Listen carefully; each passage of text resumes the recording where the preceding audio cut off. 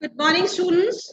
Today we are going to study the story Quality by John Galsworthy.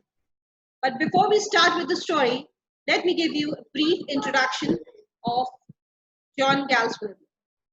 John Galsworthy is a famous English novelist, playwright, and short story writer who is remembered for evoking Victorian and Edwardian upper middle class life in his works. The Skin Game, written in 1920, and Loyalties, written in 1922, are two of his best known plays. In 1932, John Galsworthy won the Nobel Prize for Literature. He died in January 1933. Quality, published in 1912, is a pathetic story that depicts a German shoemaker's efforts to survive in an era where success is determined by advertisement and not by quality. So, this story which we will study today, that is Quality, it talks about how advertisement and publicity is given more importance than quality of the product.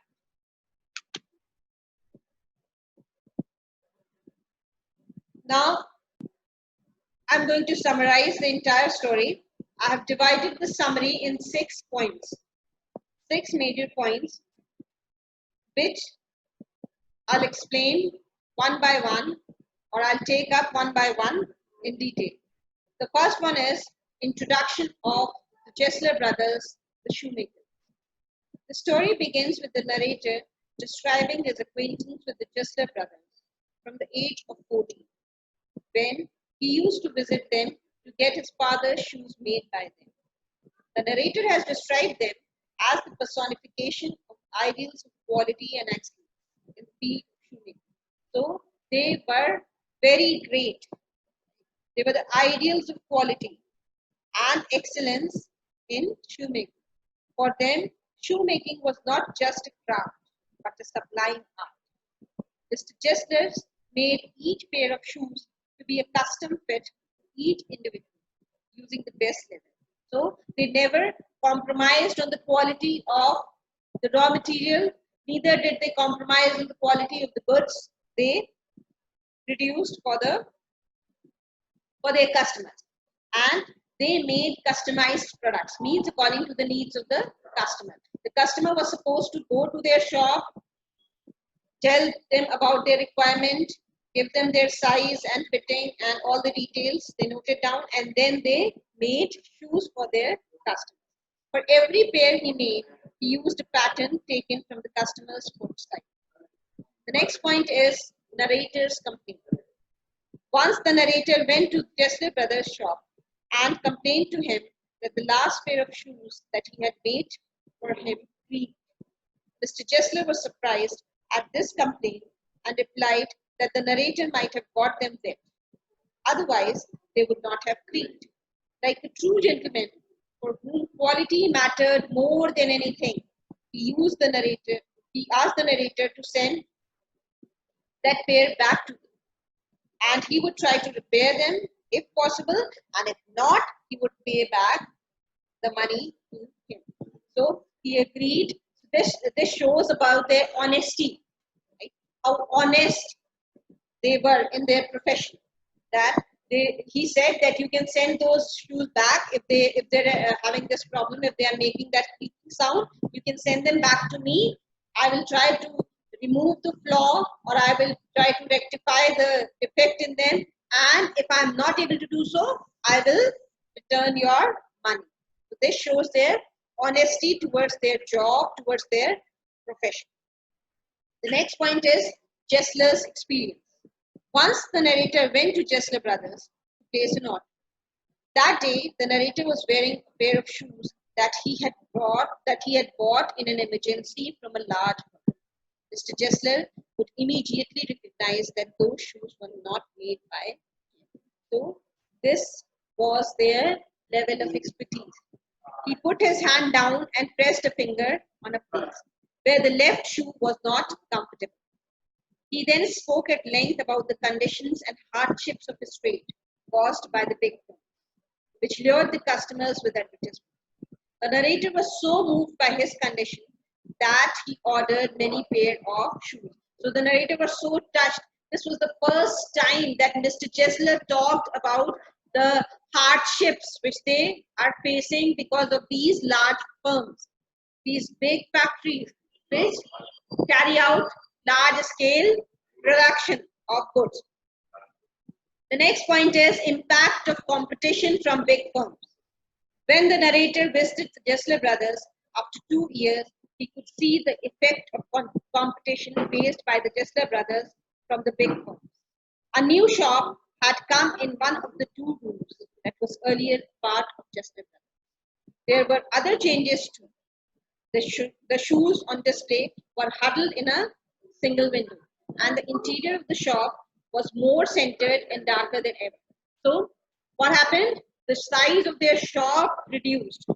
Maybe they were not able to maintain such a big shop. Maybe they were not earning that much because the customers, their old customers, they started preferring and going for the shoes which were made by the large firms. The narrator ordered 3 pairs, though he only wanted 2, and left the place quickly. So, though the narrator's requirement was only of 2 shoes, but he ordered 3 pairs. Why did he order 3 pairs? Because he was so much moved and touched when he understood, and he was moved and touched when he understood the plight of Jesler brothers. The death, elder Jesler brothers' death. The next point is elder Jesler brothers' death. When the narrator again visited the Jesler brothers after many months, he got the shocking news that the elder Jesler had died because he could not get over the shock of losing one of their 2 shops. So he was not able to absorb that thing that they have lost. He was not able to absorb the fact, take in the fact that they had lost one of their shops. And so he died. The younger brother too looked very old. The narrator ordered several pair of shoes and went away. So the narrator went there and again he ordered several pairs of shoes and then he went out of town for some time. The end of Jesler brothers. The narrator came back after 5 years and again went to Jesler brothers. This time, Mr. Jesler seemed to the narrator as a 75-year-old man, though he was 65. So, because of all the struggles, because of all the hardships, he looked much older than his real age. His business too had been an all-time slacker. Means his business too was not doing well. The narrator placed an order for shoes and went away without any hope of getting those shoes. So he just visited the shop, placed an order and left. Right? So, and without being very hopeful that he will get his shoes.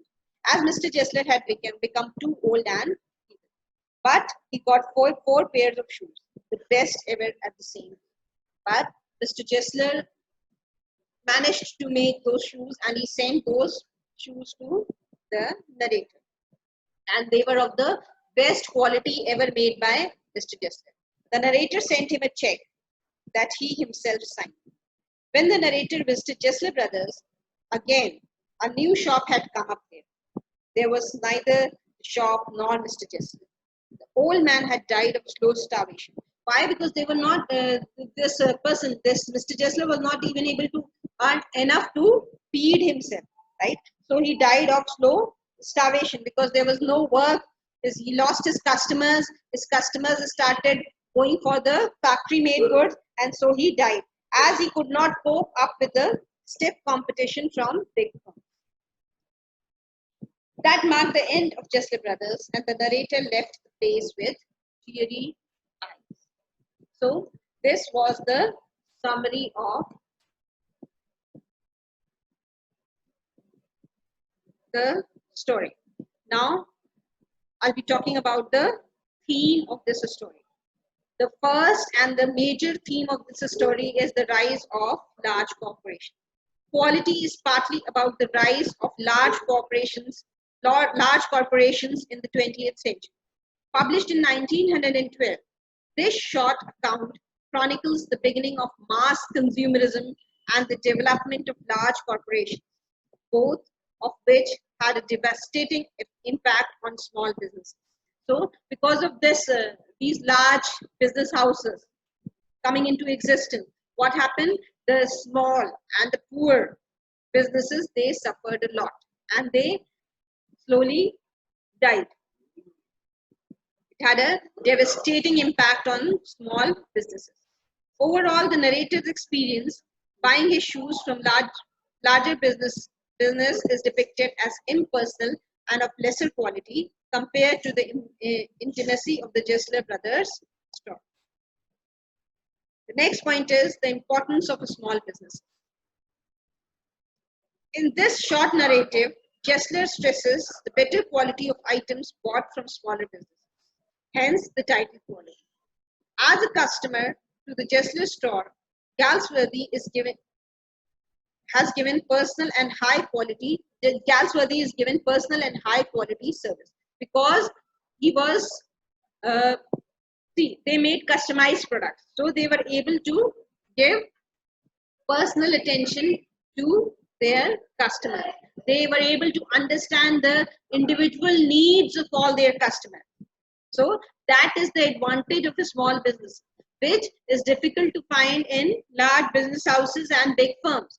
They make generalized products. But what do these small business houses do?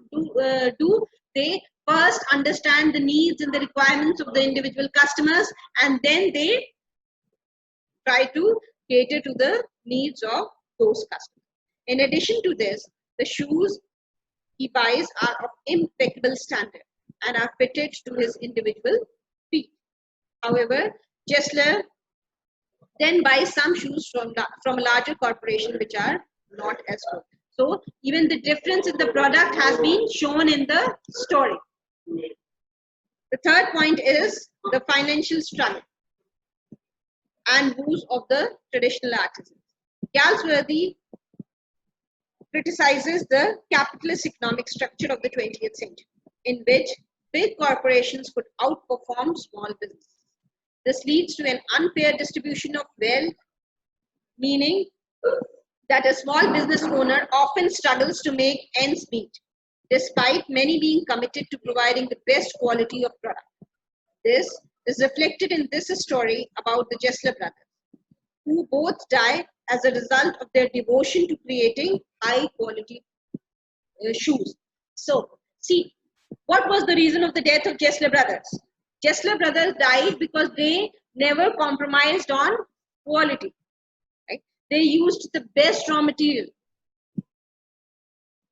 In spite of the fact that they were not able to earn that much from their products, then also they never compromised on quality, which led to the ultimate demise of both the Gessler brothers.